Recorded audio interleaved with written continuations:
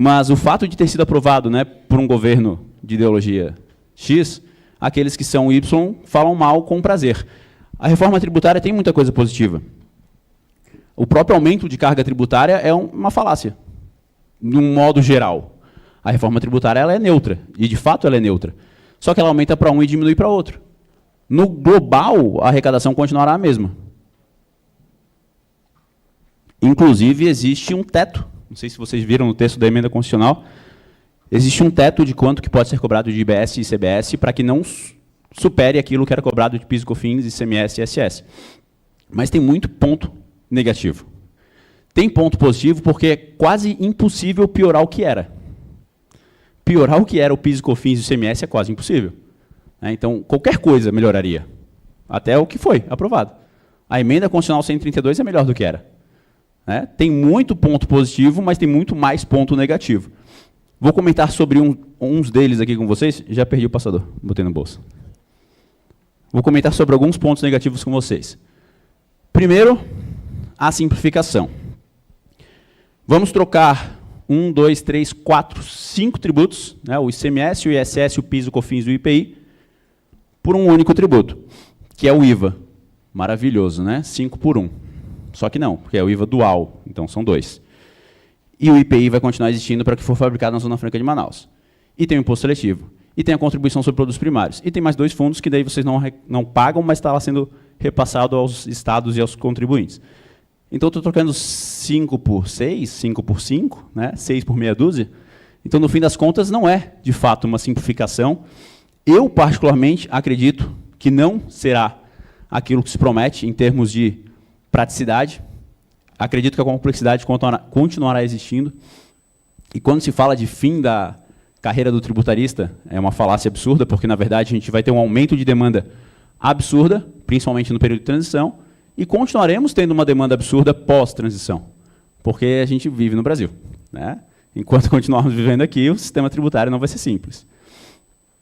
Então, esse é um dos pontos negativos.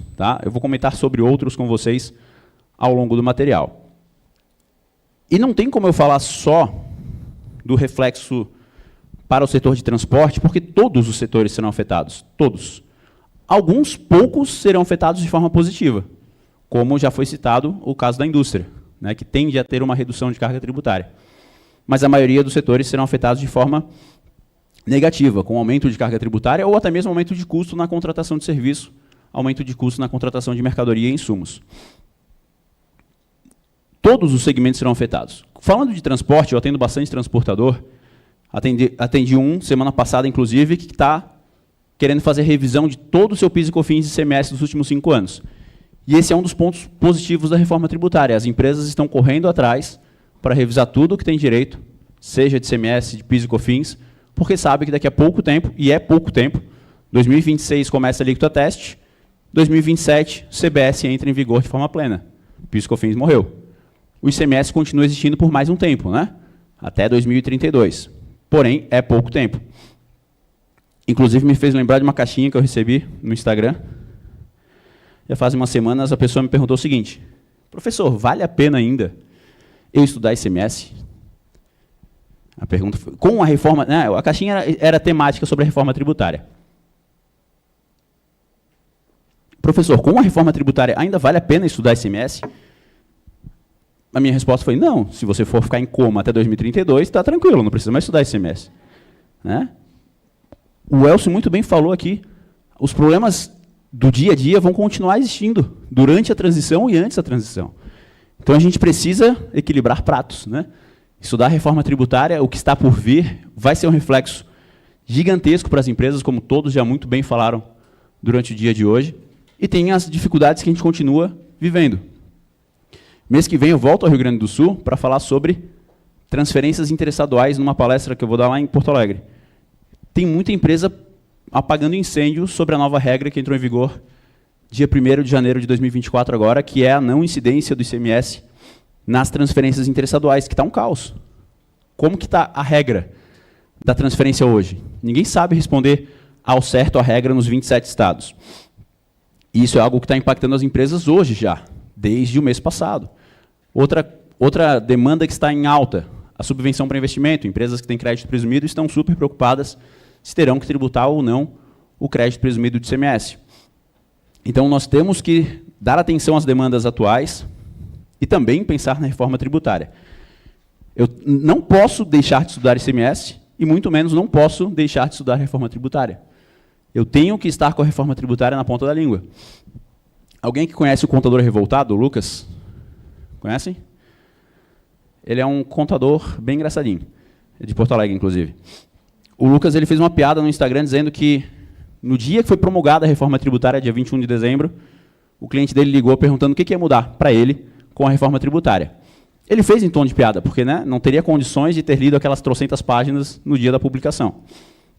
E tampouco avaliar as consequências disso para cada cliente.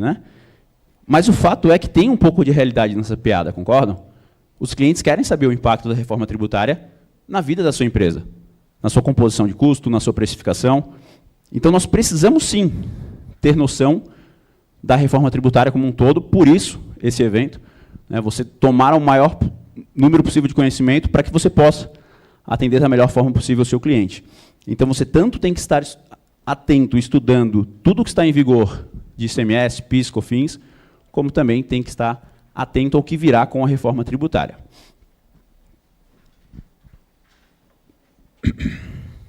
Continuando falando mal agora. A não cumulatividade plena. Já ouviram esse termo, Inclusive, o Rodrigo falou esse termo mais cedo. Eu gostei do outro termo que ele usou, não cumulatividade ampla. Esse é mais legal. Porque de plena não é plena, A não cumulatividade não é assim tão plena. Ela é plena, só que não, Opa. A não cumulatividade não é assim tão plena.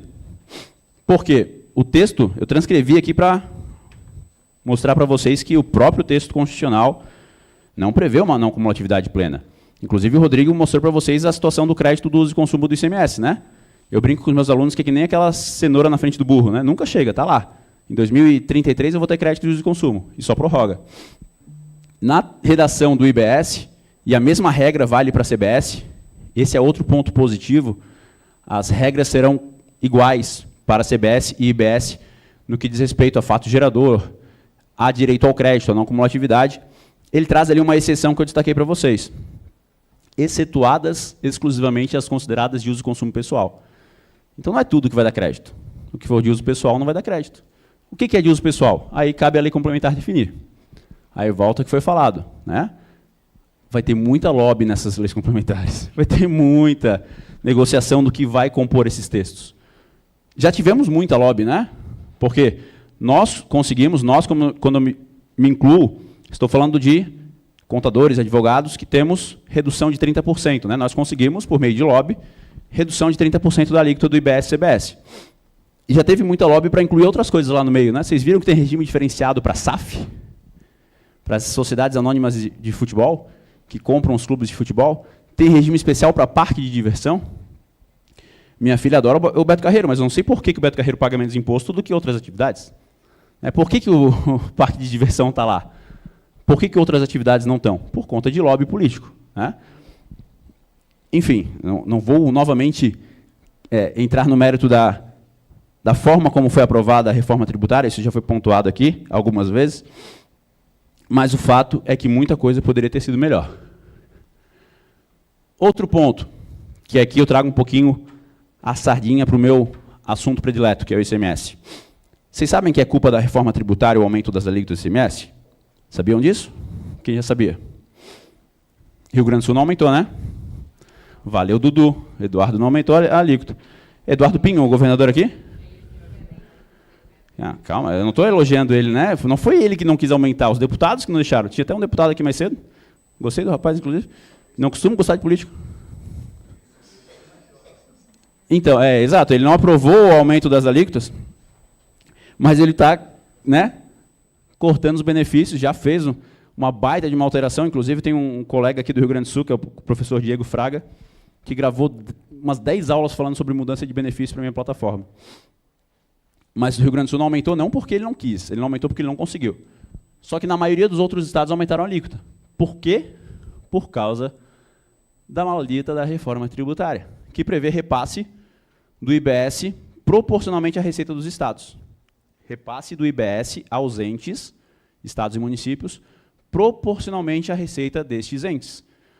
Significa que quanto mais eu arrecadar de ICMS e de ISS, mais eu terei participação na repartição do tributo durante os anos que estão por vir até 2077.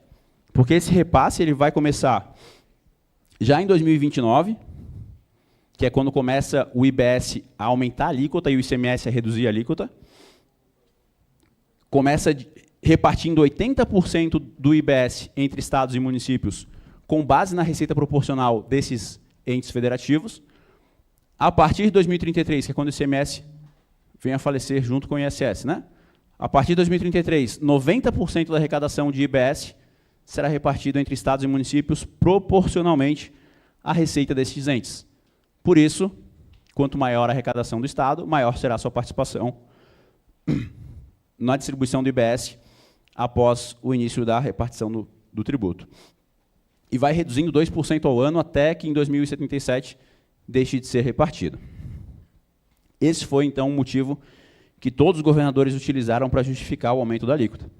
Primeiro motivo é equilibrar conta, né, porque gasta mais do que arrecada. E segundo motivo, ter uma maior participação do IBS. Tá? Esse foi o motivo de ter sido aumentado a alíquota do ICMS. Aí eu vou puxar a sardinha para o meu estado. Tem mais catarinense aqui, né? Tem mais catarinense? Nosso estado não aumentou a alíquota, lá ainda é 17, igual aqui. Não propôs aumento, então, né? Jorginho está com vantagem em cima do Eduardo nesse quesito. E ele aumentou a arrecadação. Loucura, né? Manteve o percentual e arrecadou mais. Porque o Estado de Santa Catarina, na verdade, ele concedeu mais benefício ainda do que concedia. Está estudando melhorar os benefícios que já existem para aumentar a arrecadação. Ou seja, atraindo investimento. O Rodrigo falou de uma reunião com uma empresa chinesa, né, que vai se instalar em Santa Catarina. Por quê? Cada vez mais empresas querendo se instalar em Santa Catarina para pagar menos imposto. Né? Adianta, eu sou o Estado do Maranhão. Aumento minha alíquota para 22%. Vou cobrar mais imposto no consumo local. Mas nenhuma empresa mais vai querer se estabelecer lá para pagar mais imposto. Então, mantendo uma carga tributária menor, ou até mesmo reduzindo, você consegue atrair novos investimentos para o território. Então, essa ideia de aumentar a alíquota para ter uma maior participação no IBS é uma ideia, não diria burra para não ser grosseiro, mas é uma ideia com pouca inteligência. É uma ideia não muito inteligente. Só prejudica o próprio consumidor do seu estado. Rio de Janeiro, 22%. Maranhão, 22%. Tem estados acima de 20% hoje. Na região sul, a maior alíquota do Paraná, né? Tem algum paranaense? Graças a Deus. Né? Paraná é 19,5%. Aqui em Rio Grande do Sul é 17%, Santa Catarina 17%, Paraná 19,5%. São Paulo também não aumentou, mérito do Tarcísio. Minas Gerais não aumentou, né, mérito do Zema. Estou dando mérito só para os... Né, vocês já vão... Já fiz a brincadeira com 13 aqui, já vai pegar mal, né? Enfim, mas eu particularmente acredito que uma política mais inteligente teria sido manter a carga tributária o menor possível para se chegar aí a um aumento de arrecadação e, consequentemente, uma redistribuição justa do IBS. Voltando às críticas, eu trago mais um tópico aqui para vocês, e esse será o ponto principal da minha fala, inclusive. Esse será o ponto principal da minha fala. A redução dos benefícios fiscais. Alguém atende algum cliente que tem benefício fiscal? Crédito presumido, TTD, tem? Ninguém? Tem um contador aqui? Sou só eu e o... Só? Contadores que atendem a empresas com regime especial? Lá em Santa Catarina tem regime especial a rodo. Para tudo que você quiser tem regime especial. Tem setor têxtil, importação, transporte, tudo tem regime especial. E a partir de 2029, os regimes especiais eles serão reduzidos 10% ao ano, até que em 2033 eles deixem de existir. E com isso, o impacto da reforma tributária ele já chega antecipadamente para essas empresas contempladas com benefício fiscal. Não vai ser só lá em 2033 que o ICMS, sendo extinto, a empresa vai sofrer a consequência com o aumento do IBS. Isso já começa muito antes. Já começa com a redução gradativa do seu benefício fiscal a partir de 2029. Então, por exemplo, em Santa Catarina nós temos um benefício que é o TTD 409 e 410, que o nosso colega Rodrigo comentou mais cedo sobre.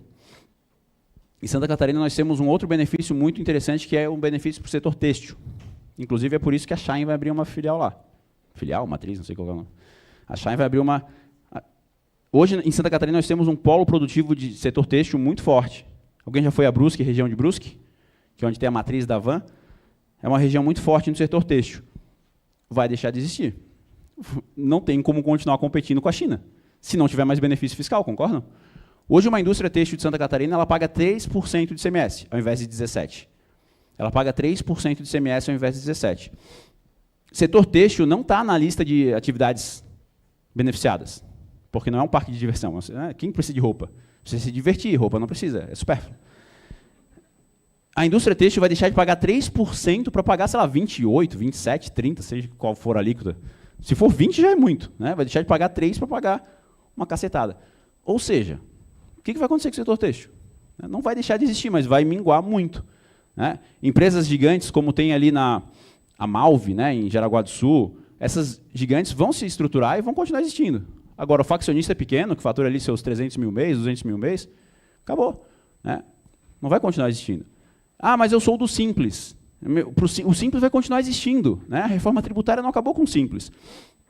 Mas quem compra de ti não é do Simples. Tu é meio de cadeia.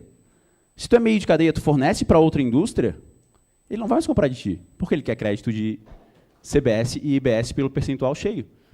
Então, tu vai precisar se reestruturar para continuar existindo, né? Se é que tu vai conseguir continuar existindo de fato, considerando essa carga tributária. Então, muitos segmentos que são hoje contemplados com benefícios fiscais vão ser muito afetados, vão precisar de um suporte técnico capacitado para que a empresa consiga reestruturar seu negócio e, quem sabe, se um milagre acontecer, continuar a empresa existindo ainda. Né? Porque alguns segmentos, em Santa Catarina, estado que eu conheço bem, vão penar. Alguém sabe o que é trading? As tradings que fazem importação por conta e ordem por encomenda? O Rodrigo bem falou aqui. A trading sem benefício fiscal. Hoje eu tenho cliente que tem radar ilimitado e contrata trading. Não faz sentido, né? Eu tenho um radar ilimitado e eu contrato a trading. Porque a trading paga muito menos imposto do que eu. A trading tem um regime especial, ela paga 1% do ICMS. Se eu importar por conta própria, eu não tenho regime especial, ou se eu tenho, o meu regime é pior que o da trading. Vou pagar mais imposto. Então tem muita trading que vai perder mercado por conta da reforma tributária, se não deixar de existir também. Né? Estou parecendo, só trazendo notícia ruim, né? Mas é realidade. Né? A reforma tributária é realidade. A Sigrid bem falou, tem que lidar com a realidade. A realidade é ruim, né, para não usar outra expressão, para muitos segmentos, e essas empresas terão que estar preparadas para isso. E 2029, gente, é logo ali. Eu lembro quando eu era considerado jovem, igual nosso amigo aqui, comecei dando aula com 22 anos, e me perguntaram, a primeira pergunta que me fizeram na palestra foi, professor, qual a tua idade? Eu era jovem em 2008. Já? Você está de sacanagem. Jesus, achei que ia faltar tema para falar. Eu lembro quando eu era jovem, e agora já estou não tão jovem assim, mas também não tão velho. Brincadeira, brincadeira. Só que isso foi falar que era o mais antigo da sala, agora pegando teu pé. E na época eu sofria com NFE sendo implementada, SPED sendo implementado, começou em Santa Catarina em 2009. Então, 2029 é logo ali. 2027, que é o CBS pleno, é logo ali. E as empresas precisarão de profissionais bem capacitados para atendê-las.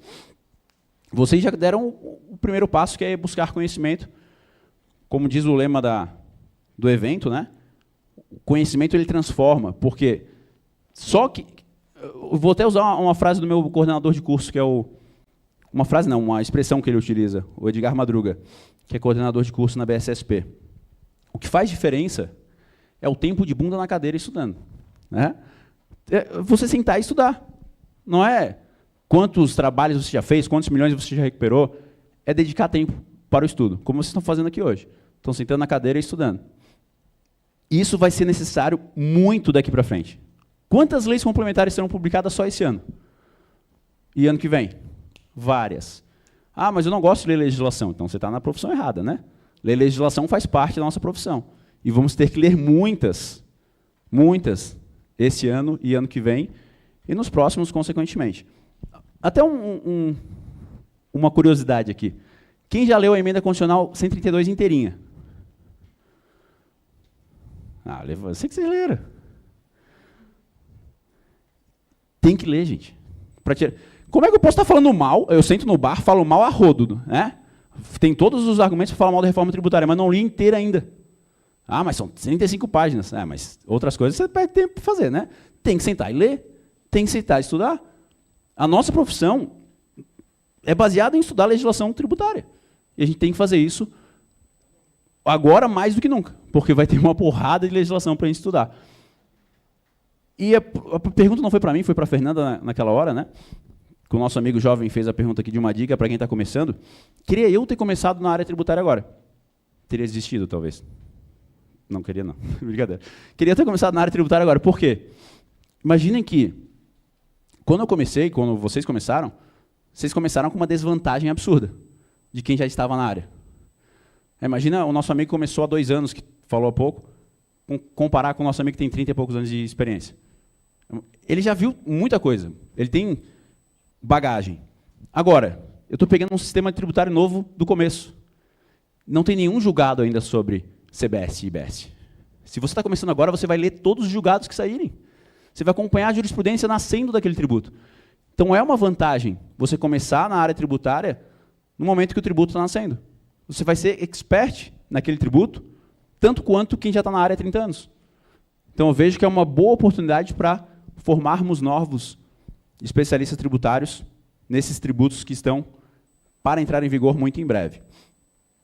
Como já levantou o papelzinho ali do meu tempo, vou aqui só finalizar, prometo ser. Olha, tá bom, gostei. Tá, então eu vou finalizar com calma, porque como eu sou de Florianópolis, começa a falar rápido, aí o negócio, ninguém entende. É 2.5x, né, do WhatsApp. Eu ouço algumas pessoas falando que a reforma tributária vai simplificar ao ponto de acabar com a carreira do tributarista, né? Já estamos sendo ameaçados pela inteligência artificial, que o nosso amigo muito bem colocou, que a inteligência artificial, ela de fato ameaça diversas atividades que não são assim necessariamente intelectuais, né, que são repetitivas. E agora vem a reforma e também ameaça a nossa carreira, né? E na verdade, a reforma tributária, pelo contrário, ela não ameaça a nossa carreira. Eu coloquei ali um só que não para mostrar que, né, a carreira está resguardada e teremos muito mais demanda do que tivemos.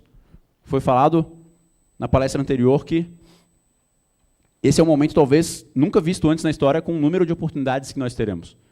Planejamento tributário é o principal produto, mas não o único, né? Foi perguntado pela manhã de quem... Foi trazido a situação pela manhã de escritórios que atendem apenas empresas do Simples. Lembram dessa colocação? Que se não for engolido pela Contabilizei, vai ser engolido pela reforma tributária.